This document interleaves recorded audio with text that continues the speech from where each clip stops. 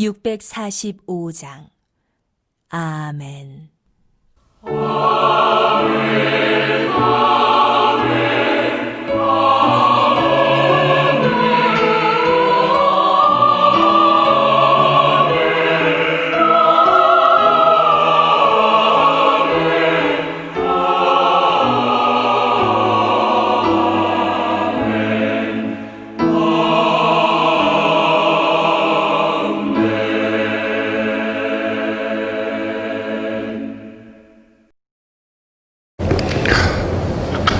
사랑하는 우리 임마누엘 교회 성도 여러분들, 지난 한 주간도 평안하셨는지요?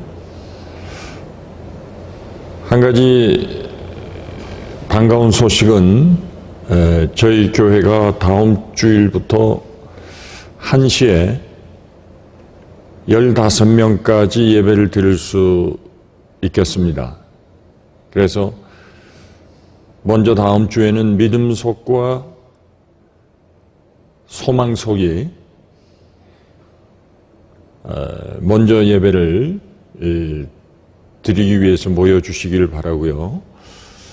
그 다음 주는 사랑 속과 온유 속이 모여주시면 될 것 같습니다.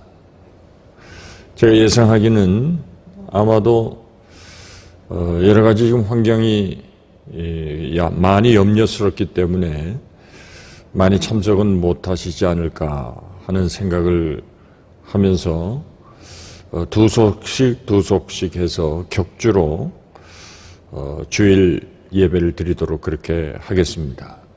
그래서 홀수주는 믿음 속과 소망 속, 짝수 속은 사랑 속과 온유 속이 함께 모여서 예배를 드리도록 하겠습니다. 우리가 함께 보실 말씀은 마가복음 1장 16절부터 18절까지 말씀입니다.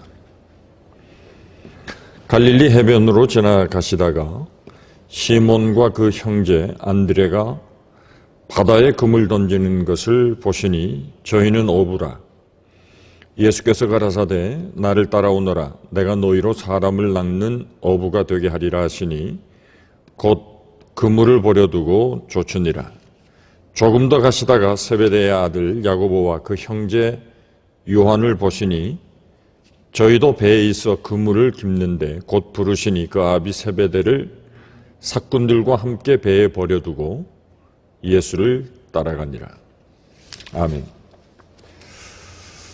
우리가 복음서를 통해서 우리 예수님의 공생애의 삶을 살펴보는 일은 우리에게 매우 참 은혜스러운 일입니다. 오늘날처럼 매우 혼란스럽고 어지러운 이러한 시대 가운데 살아가면서 우리는 신앙이라고 하는 소중한 자산을 혹 우리가 잃어버리고 사는 것은 아닌지 한번 다시 생각해 볼 필요가 있다고 생각이 듭니다. 이런 시대일수록 우리는 다시 처음으로 돌아가고 기본으로 돌아가는 것이 필요합니다. 다시 성경으로, 다시 초대교회로 돌아갈 필요가 있다고 생각합니다. 그것은 아무리 시대가 변하고 어려워도 결코 하나님의 말씀과 신앙은 변하지 않는다는 것입니다. 그래서 이 시대 가운데 교회가 존재해야 할 이유가 무엇인지를 다시 한번 살펴보고 이 시대에 여러 가지 많은 어려움 가운데서도 우리가 놓치지 말고 지향하고 붙들어야 될 것이 무엇인지를 다시 한번 생각해 보기 위해서 예수님께서 제자들을 부르시는, 그리고 저들에게 너희는 이제 고기를 잡는 어부가 아니라 사람을 낚는 어부가 되라고 말씀하신 이 말씀을 통해서 다시 한번 우리 교회가 바라보고 나아가야 할 것이 무엇인지를 다시 한번 생각해 보는 시간을 갖도록 하겠습니다. 예수님께서 지상에 무엇을 남겨놓고 승천을 하셨습니까? 사도행전을 보시면 예수님께서는 12명의 제자를 남기셨습니다. 그리고 예수님의 제자들이 기록한 복음서가 남아 있습니다.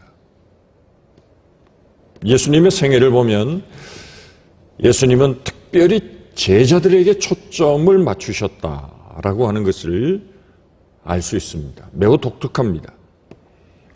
왜 예수님은 제자들에게 모든 것을 거셨을까요?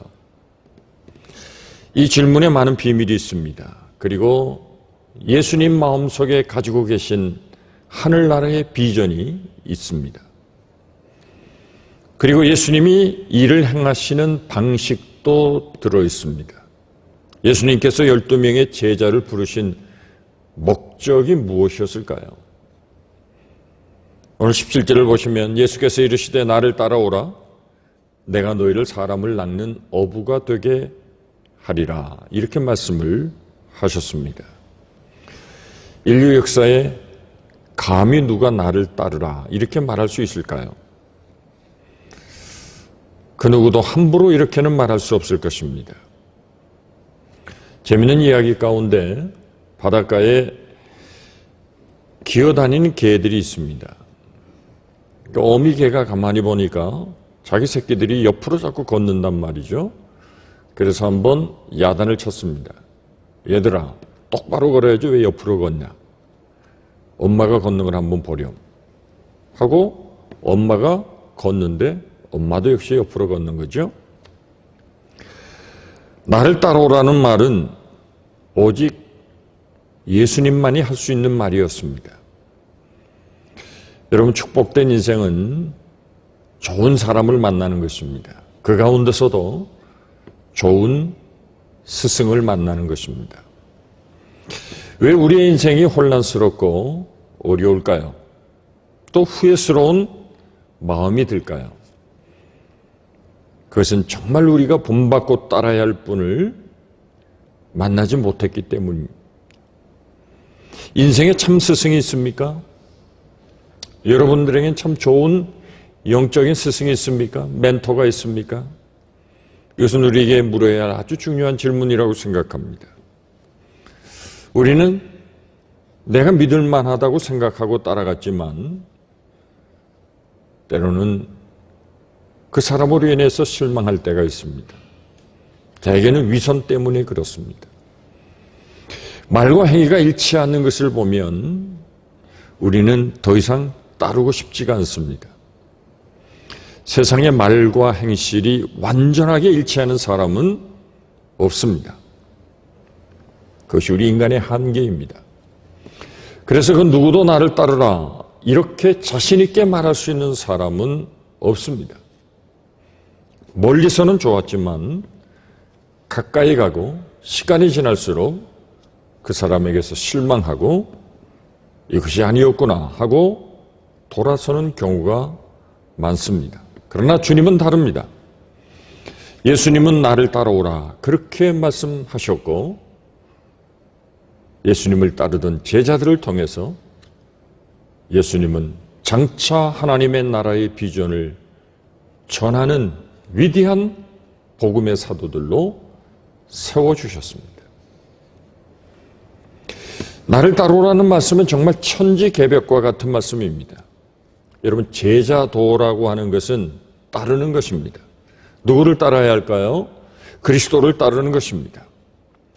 제자는 동사적인 삶을 사는 것입니다. 다시 말하면 행동으로 옮기는 것입니다. 행하는 것입니다.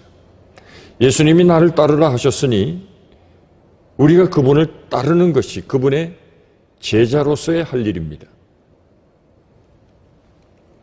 따른다는 것은 매우 적극적인 행위입니다. 애매모호하고 머뭇거리는 갈등의 삶이 아닙니다. 주님을 만나면 모든 것이 명확해집니다. 혼란스럽지가 않습니다. 내가 따라야 할 분이 바로 내 앞에 계시기 때문에 더 이상 갈등하고 주저하지 않습니다. 사람들은 열심히 살고 있지만 가만히 보면 자신이 사는 삶에 대하여 확신이 없는 경우가 많습니다. 우리는 복음을 통해 정말 우리가 마음 놓고 따라야 할 그분을 만났습니다. 길을 잃고 인생이 방황할 때 그리스도를 만난 것은 내 인생의 가장 큰 축복이라고 말할 수 있습니다. 그리스도를 만나면 모든 혼란스러운 삶이 정리가 됩니다. 그리고 방황이 끝이 납니다. 그분을 만난 이후에는 인생이 혼란할 필요가 없습니다.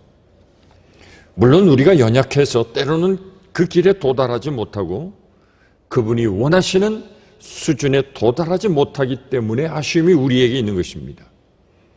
그러나 예수님은 언제나 그곳에 계시기 때문에 다시 돌아가면 됩니다. 요한복음 14장 6절에 예수께서 이르시되 내가 곧 길이요 진리요 생명이니 나를 말미암지 않고는 아버지께로 올 자가 없다고 말씀하셨습니다. 예수님은 여러 길 가운데 하나가 아니라 유일한 길이 되십니다. 예수님은 The Way이면서 A Way가 되십니다. 그리고 그리스도를 따르는 길은 가장 완전한 길입니다. 주님을 따르는 길이 가장 지혜로운 선택이라고 말할 수 있습니다. 그리스도를 따르는 삶이야말로 정말로 명확하고 분명한 것입니다. 우리가 그리스도를 따르기만 하면 됩니다. 그런데 누가 그리스도를 따를 수 있습니까? 그분을 따르기 위해서는 그분이 누구인지를 알아야 합니다. 무턱대고 그분을 따를 수는 없는 것이죠. 그리스도가 누구인지를 모르고 그리스도를 따를 수는 없는 것입니다. 성경 전체를 보시면 예수님이 누구신지에 대하여 분명하게 우리에게 계시하고 계십니다. 내가 상상하고 내가 추측하고 내가 만들어낸 예수가 아니라 성경에서 말씀하는 예수님, 바로 그분을 따라가는 것입니다. 제자들도 예수님을 따르면서 때때로 주님을 오해했습니다. 예수님을 정치적으로, 경제적으로 그저 내 삶의 문제를 해결해 줄 메시아로 생각했습니다. 십자가에 죽으시고 모든 인류의 죄악을 담당하기 위하여 이 땅에 오신 하나님의 아들로 이해하지를 못했습니다. 그래서 저들은 실패했습니다. 십자가 이후에 저들은 다 흩어졌습니다. 오늘날도 그런 일이 일어나지 않습니까? 성경이 말씀하시는 예수가 아니라 내가 원하는 예수라고 생각하고 그분을 따라가는 사람들이 많이 있습니다. 자기가 원하는 예수를 만들고 자기가 주장하는 예수를 자기 마음속에 그리고 있습니다. 그러나 예수님은 우리를 향하여 나를 따라오라 그렇게 말씀하십니다. 주님을 따르기 위해서는 그분의 음성에 귀를 기울여야 합니다. 그분의 말씀에 귀를 기울여야 합니다. 내가 얼마나 열심히 살아왔는지 이것은 그리 중요하지 않습니다. 주님은 나를 따라오라 그렇게 말씀하십니다. 정말 예수님을 따르는 것은 쉽지가 않습니다. 어려운 일입니다. 왜냐하면 내가 가고 싶은 길이 있고 내가 하고 싶은 일이 있기 때문입니다. 그런데 예수님은 그것에 치우치지 말고 그저 나만 보고 따라오라 그렇게 말씀하시기에 주님을 따르는 길은 자기를 부인하고 따르지 않으면 끝까지 주님을 따를 수 없는 것입니다. 자신의 삶에 대한 애착이 강할수록 주님을 따르는 일이 미련해 보일 수 있습니다. 누가복음 9장 23절을 보시면 아무든지 나를 따라오려거든 자기를 부인하고 날마다 자기의 십자가를 지고 나를 따를 것이라고 말씀하셨습니다. 주님을 따르기 위해서는 먼저 자기를 부인할 수 있어야 합니다. 자신의 생각과 자신의 고집을 버리고 내 육신이 원하는 나의 육성을 십자가에 못 박아야 합니다. 자기의 기분대로 살고 싶은 마음을 버려야 합니다. 개인의 야망도 죽여야 합니다.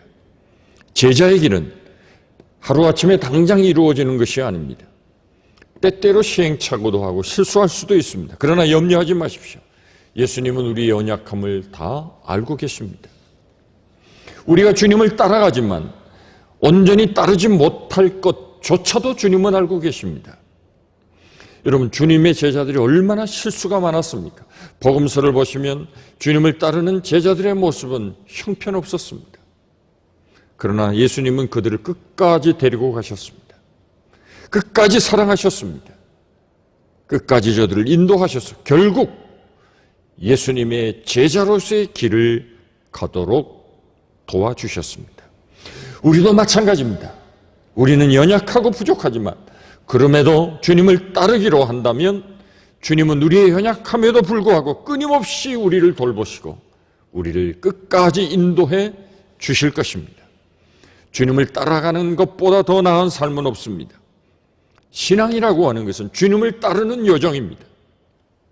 주님이 무엇을 원하시는지, 주님이 우리에게 주시고 우리에게 맡기시고 우리에게 기대하시는 것이 무엇인지 하루하루 그것을 조금씩 깨달으며 주님을 향하여 나아가는 것입니다. 제자는 따라가기만 하면 됩니다. 주님이 제자를 따라오라고 부르신 목적이 무엇이었습니까? 오늘 17절을 보시면 사람을 낚는 어부가 되게 할 것이라고 말씀하셨습니다. 주님은 사람을 낚는 어부가 되게 하겠다고 말씀하셨습니다. 제자들은 예수님이 쳐놓은 그물에 걸려든 사람들이었습니다. 물고기나 잡던 어부들이 주님의 그물에 걸려들었습니다. 그래서 예수님이 하신 말씀처럼 이제 저들은 고기를 낚는 어부가 아니라 사람을 낚는 어부로 저의 삶을 바꾸어 주신 것입니다. 사람을 낚는다는 의미가 무엇일까요? 주님을 따르도록 만드는 일입니다.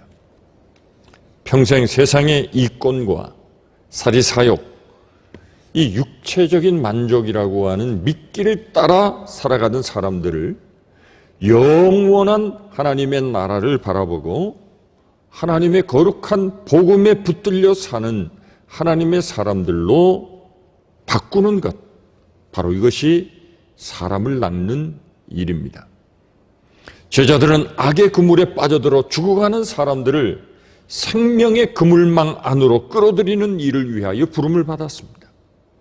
주님은 죽음의 덫에 걸려 죽어가는 영혼들을 영원한 구원의 길로 인도하여 하나님의 나라의 백성으로 삼기 위하여 저들을 부르셨습니다. 여러분, 제자와 어부는 아주 비슷한 것이 많습니다. 사람을 낚을 것인가 고기를 낚을 것인가 하는 것은 문제입니다. 제자로 부르심을 받은 그 순간부터 사람을 낚는 어부가 됩니다. 우리 교인들 가운데서도 낚시를 좋아하는 분들이 계십니다. 이제 그분들은 항상 낚시를 생각합니다. 어디를 가야 잘 잡히는지. 철마다 잡히는 어종들이 다 다르지 않습니까?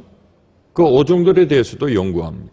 그래서 자동차 트렁크를 열어보면 낚시 도구들이 꽉 차 있는 것을 봅니다. 이 고기 잡는 일에 몰두합니다. 그래서 물고기도 잘 낚습니다. 고기를 잡기 위해서 낮에도 가고 때로는 밤 낚시도 합니다. 가리지 않습니다.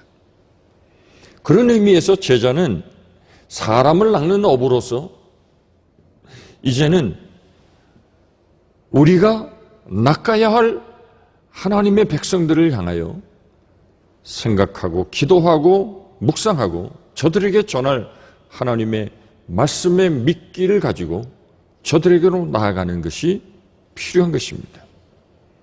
그것이 제자의 삶입니다. 자신이 예수님의 그물에 걸렸던 것처럼 다른 사람들도 예수님의 말씀 안으로 들어오도록 저들을 인도해 줄 사명이 바로 우리들에게 있다는 것입니다. 그렇다면 어떻게 사람을 낚는 좋은 어부가 될 수 있을까요? 본문의 말씀 보시면 그대로 답이 있습니다. 나를 따라오라. 좋은 어부가 된다는 것은 주님을 잘 따라가면 되는 것입니다. 내가 주님을 잘 따라가면 사람을 낚는 좋은 어부가 될 수 있습니다. 주님을 잘 따르지 않으면 사람을 낚는 어부가 될 수 없습니다. 내가 주님을 따르지 않는데 다른 사람이 예수님을 따를 수 있도록 만드는 일은 불가능한 일입니다. 제자의 도의 핵심은 그래서 순종입니다. 우리가 무슨 특별한 능력과 특별한 방법을 개발할 필요가 없습니다. 그저 예수님을 바라보고 그분만 주목하고 그분이 원하시는 일을 집중하여 행할 수 있다면 우리는 우리 주변의 많은 사람들이 우리와 함께 주님을 향하여 걸어가는 참된 주님의 제자들이 생기게 됨을 보게 될 것입니다. 예수님 부르신 제자들의 모습을 보면 저들은 유능하거나 어느 면에 탁월한 사람들은 아니었습니다. 제자들은 누군가의 영향을 미칠 것으로 보이지 않았습니다. 어부 출신이었습니다. 가난한 사람들이었습니다. 소외된 사람들이었습니다.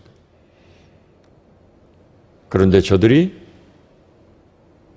주님으로 말미암아 많은 사람을 낳는 하나님의 기뻐하시는 어부가 되었습니다.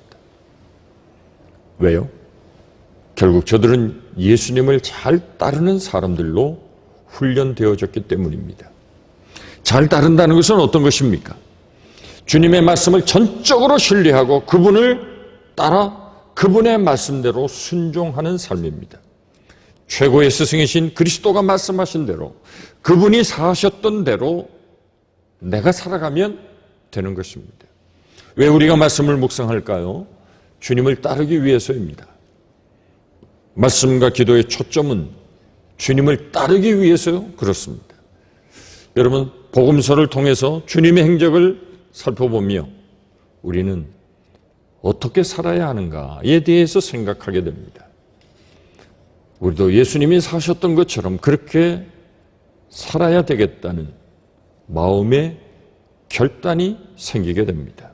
우리가 누구를 본받을 것인가? 이것이 아주 중요한 과제입니다. 예수님은 제자들과 동고동락하셨습니다. 함께 어려움을 당하고 함께 웃으셨습니다. 당신의 일상을 제자들에게 보이셨습니다. 세상의 교육 방식과 전혀 다른 모습이죠. 요즘 코로나로 인해서 학교마다는 온라인 강의가 많아졌습니다. 대학이나 일반 학교에서 온라인으로 보통 강의를 하게 됩니다. 그런데 그것이 가능한 이유가 무엇이죠? 단순한 지식의 전달이기 때문에 그것이 가능합니다. 그러나 주님의 방식은 다릅니다. 주님은 인격 대 인격으로 만나며 모든 것을 예수님 자신이 노출하셨습니다. 그리고 주님을 드러내셨습니다. 그래서 저들은 조금씩 예수님을 알아가기 시작했습니다. 본대로 따라오라는 것이었습니다. 예수님은 지식을 전달하는 것이 목적이 아니셨습니다. 주님을 알아가며 스스로 체득하게 하셨습니다. 그리스도는 최고의 우리의 롤 모델이 되십니다. 그래서 우리가 예수님을 알아갈수록 더 예수님을 흠모하고 그분을 사모하게 됩니다. 제자도의 핵심 중에 하나는 모방성입니다. 나를 따라오라는 말씀은 다른 아닌 예수님의 삶을 모방하라는 것입니다. 좀 닮아가라는 것입니다. 이미테이션을 하라는 것입니다. 우리는 스스로 독창적인 삶을 살려고 할 필요가 없습니다. 그저 주님을 본받으면 됩니다. 나도 저렇게 살아갈 수 없을까? 흉내내고 모방하며 살면서 결국은 주님의 그 모습을 우리의 삶 가운데 체질화시켜 나도 그 삶을 살게 되는 것입니다. 복음서를 통해 예수님의 삶을 추적할 수 있습니다. 정말 그분이 살아가셨던 삶의 흔적을 따라가다 보면 우리도 예수님의 모습을 닮게 될 것입니다. 우리가 그리스도를 닮을 때 사람들은 그리스도가 누구인지 대해 궁금해야 할 것입니다. 그리스도는 좋은데 예수 믿는 사람이 싫고, 그리스도는 좋은데 교회는 싫다고 말하는 사람들이 있다면 그것은 바로 우리 모든 그리스도인들의 책임이라고 말할 수 있을 것입니다. 사랑하는 성도 여러분, 정말 우리가 예수님을 따라가고 있습니까? 정말 예수님의 삶을 닮아가기 위해 애쓰고 있습니까? 예수님을 만난 이후부터 불안해할 이유가 없어졌습니다. 그렇게 갈등하고 염려할 이유가 사라졌습니다. 기꺼이 기쁨으로 따라갈 분을 만났기 때문입니다. 어둠 속에서 빛을 만나 우리의 삶이 완전히 달라지지 않았습니까? 나를 따라오라. 내가 사람을 낚는 어부가 되게 하리라. 이 말씀에는 하나님의 나라에 대한 비전이 숨어 있습니다. 제자가 제자를 낳는 방식에는 하나의 답이 있습니다. 룰이 있습니다. 어떤 사람은 세상을 변화시키는 방식이 정치라고 말합니다. 그래서 많은 사람들이 정치 이야기에 열기를 내는 이유는 정치가 세상을 바꾸는 한 방식이 될 수 있다고 생각하기 때문에 그렇습니다. 그러나 정치는 전부가 될 수 없습니다. 세상을 바꾸기 위한 여러 가지 이론이 있습니다. 그리고 많은 이념과 사상들이 있습니다. 공산주의 이념이 한때는 세상을 변화시킬 것 같았습니다. 그래서 젊은이들 가슴에 불을 붙여 놓았습니다. 그러나 소비에트 연방이 무너지는 데 딱 70년이 걸렸습니다. 인간이 만든 이념, 인간이 생각하는 이상형, 이것이 아무리 좋아 보여도 그것은 완전할 수 없습니다. 세상을 바꾸려고 하는 시도는 역사 속에 수없이 시도되었지만 그 모든 것이 역시 실패로 끝났습니다. 우리는 고개를 돌려 주님이 이루신 방식을 바라볼 수 있어야 합니다. 어떻게 하면 세상을 바꿀 수 있을까요?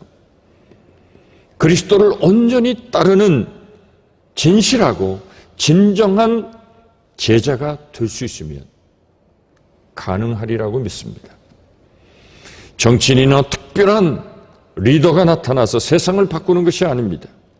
물론 그런 사람들도 필요하지요. 그러나 중요한 것은 그리스도의 제자들입니다. 바로 우리들의 몫입니다. 사람들은 제도나 시스템을 바꾸면 될 것이라고 생각합니다. 그러나 아닙니다. 결국은 사람의 문제입니다. 아무리 좋은 이론과 체제도 그것을 다루는 인간이 타락한 상태에 있다면 헛된 꿈으로 끝납니다. 왜냐하면 인간은 항상 죄의 지배를 받기 때문에 그렇습니다. 죄악의 지배를 받는 사람이 힘을 가지게 되면 오용하게 되고 남용하게 됩니다. 사람이 변하지 않으면 늘 거기서 거기입니다. 그래서 예수님은 한 사람의 변화된 삶을 통해서 이 세상을 바꾸어 나가실 하나님의 나라의 비전을 제자들의 마음에 심어주셨습니다. 주님께서 12제자를 선택하시고 그들만 이 땅에 남겨두시고 부활하여 승천하셨습니다. 예수님의 삶을 보면 예수님의 삶은 실패한 것처럼 보입니다. 그러나 아닙니다. 한 사람의 변화된 제자가 어떤 역사를 이루었습니까?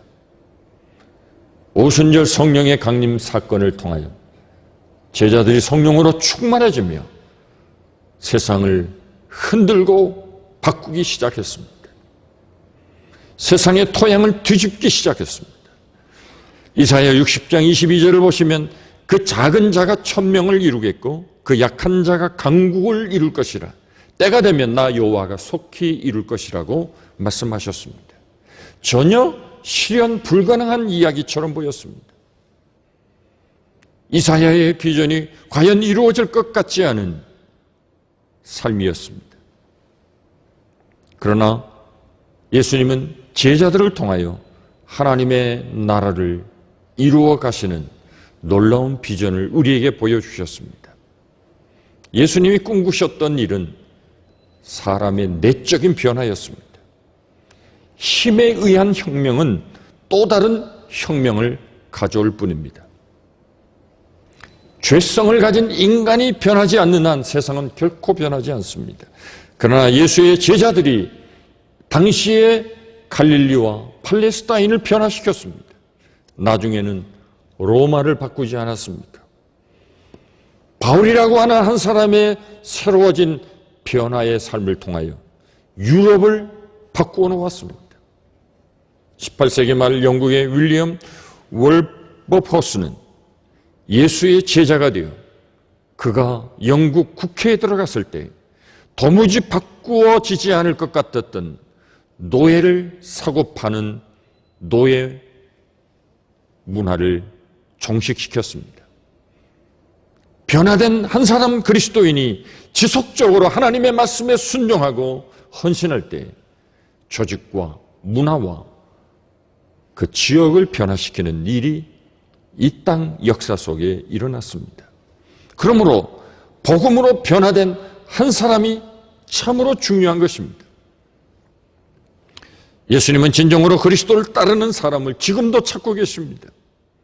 왜냐하면 그 한 사람의 그리스도의 참된 제자를 통하여 하나님의 나라가 확장되기 때문에 그렇습니다. 주님은 어떤 새로운 방법이 아니라 변화된 사람을 찾고 계십니다. 아니, 변화되기를 원하고 계십니다. 그래야 하나님의 아름다운 일이 나타날 수 있기 때문입니다. 어찌 보면 신기루와 같은 일입니다. 과연 그런 일이 이루어질 수 있을까? 회의적인 시각을 가지고 볼 수도 있습니다. 그러나 우리 예수님은 분명하고 선명하게 말씀하셨습니다. 나를 따라오라. 그러면 내가 너희를 사람을 낚는 어부가 되게 하리라 말씀하셨습니다. 정말 주님을 따를 수 있다면 우리는 주님의 말씀대로 영혼을 구원하고 사람을 낚는 어부가 될 수 있을 것입니다. 예수님의 말씀이고 예수님의 약속이기 때문에 그렇습니다.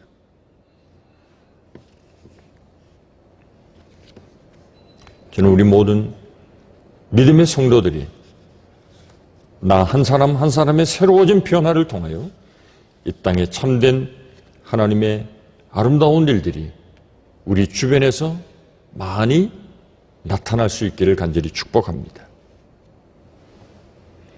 정말 우리는 예수님을 닮아가고 있는지요? 아니, 우리는 점점 세상을 닮아가고 있지는 않습니까? 정말 우리는 참된 예수님의 제자입니까? 차분히 예수님을 다시 한번 내 마음으로 깊이 생각하고 묵상할 수 있어야 할 것입니다. 내가 변하지 않으면 이 세상은 결코 변하지 않습니다. 그리스도를 따르기로 결단해 보십시오. 내가 실패하고 넘어져도 예수님이 우리를 인도해 주실 것을 확신하시고 다시 그분의 손을 붙들고 그분과 함께 동행하신다면 우리의 작은 변화를 통하여 하나님의 위대하고 아름다운 일들이 일어나게 될 것을 분명히 믿습니다. 최고의 변화는 복음의 능력으로 말미암는 것입니다. 그리고 나 한 사람을 통하여 시작되는 것입니다. 우리가 성령의 능력과 도우심을 힘입어 조금씩 제자의 삶을 실천해 가다 보면 어느 순간부터 그리스도의 모습이 나를 통해 드러나기 시작할 것입니다. 그래서 사람들이 우리 주변에 모여들게 될 것입니다. 그리고 우리가 다 함께 그리스도를 따르자고 말하게 될 수 있을 것입니다. 바로 그것이 사람을 낚는 어부의 삶입니다. 요즘은 전도지를 주면서 전도하는 일이 매우 어려워졌습니다. 수만 장을 전도지를 나누어 주어도 전도지를 통해 주님께로 돌아오는 그 수는 매우 미약합니다. 사람들은 예수를 제대로 믿는 사람을 만나고 싶어 합니다. 그래서 우리가 전도지가 되어야 하고 우리들의 삶이 그리스도의 편지가 되어야 합니다. 그래서 우리의 삶을 보고 나도 저 사람처럼 예수를 믿으면 저렇게 행복해질까? 저렇게 어려운 상황에서도 감사하고 기뻐하며 살 수 있을까? 나도 저가 믿는 예수를 믿고 싶다. 바로 이러한 그리스도인의 삶이 많은 사람들에게 영향을 미칠 수 있도록 우리의 삶이 변화되어져야 합니다. 1세기 그 시대를 살아갔던 사람들에게 로마가 사라질 것인가, 아니면 예수를 따르는 사람들이 사라질 것인가 라고 질문한다면 어떻게 답변을 했을 것 같습니까? 모든 사람들이 웃으면서 말도 안 되는 질문이라고 생각했을 것입니다. 예수 믿는 사람들, 예수를 따르는 사람들이 점점 사라져 결국 역사에서 도태되고 말지, 로마라고 하는 저 위대한 제국이 사라질 수 있겠는가, 그렇게 생각했을 것입니다. 그러나 영원할 것 같았던 로마는 망하고 사라졌습니다. 그러나 그리스도를 따르던 그 소수의 제자들은 지금도 온 세상 속에 계속 일어나고 있습니다. 예수님이 꿈꾸셨던 것을 우리도 꿈꿀 수 있어야 합니다. 예수님은 그것을 보셨습니다. 12명의 제자를 남겨두셨지만 그들을 통하여 예수님은 일하기 시작하셨습니다. 약속하신 대로 성령을 보내셨고 성령의 능력과 권능을 통하여 땅끝까지 복음의 증인이 되게 하심으로 이 역사 가운데 이 땅의 수많은 그리스도인들이 오늘 이 시간까지 계속 일어나는 것입니다. 예수님이 꿈꾸셨던 것을 우리도 꿈꿀 수 있기를 축복합니다. 주님은 우리가 무슨 일을 얼마나 열심히 하고 있는가를 보시는 것이 아닙니다. 우리가 무엇인가 큰 업적을 이룬 것을 주님이 기대하고 계신 것이 아닙니다. 주님은 우리에게 늘 질문하십니다. 우리가 예수님을 지금도 따라가고 있는지, 정말 우리의 온 생각과 사상이 예수님에게 집중되어 있는지, 예수님은 그것을 항상 우리에게 질문하고 계십니다. 주님을 따르는 일보다 더 중요한 것은 없습니다. 베드로가 어부 생활을 끝낸 사건은 누가복음 5장에 나옵니다. 밤이 맞도록 고기를 잡았지만 한마디로 잡지 못한 날 주님이 찾아오셨습니다. 아침에 그물을 씻는 베드로에게 저 깊은 데로 가서 그물을 던지라고 말씀하셨습니다. 베드로는 그 말씀에 의지했습니다. 놀랍게도 그물이 찢어질 정도로 많은 고기를 잡게 되었습니다. 그러나 베드로는 그 시간 이후로 배와 그물을 버려두고 예수님을 쫓았다고 했습니다. 사도행전 1장 오순절 사건 이후에 베드로가 설교할 때 하루에 3,000명이 회개하고 예수께로 돌아왔습니다. 빈 그물의 인생이었던 베드로를 예수님이 부르셨습니다. 그런데 예수님은 이후에 그 베드로를 통하여 하루에 3,000명이 회개하고 돌아오는 말씀하신 대로 사람을 낚는 어부로 세워주셨습니다.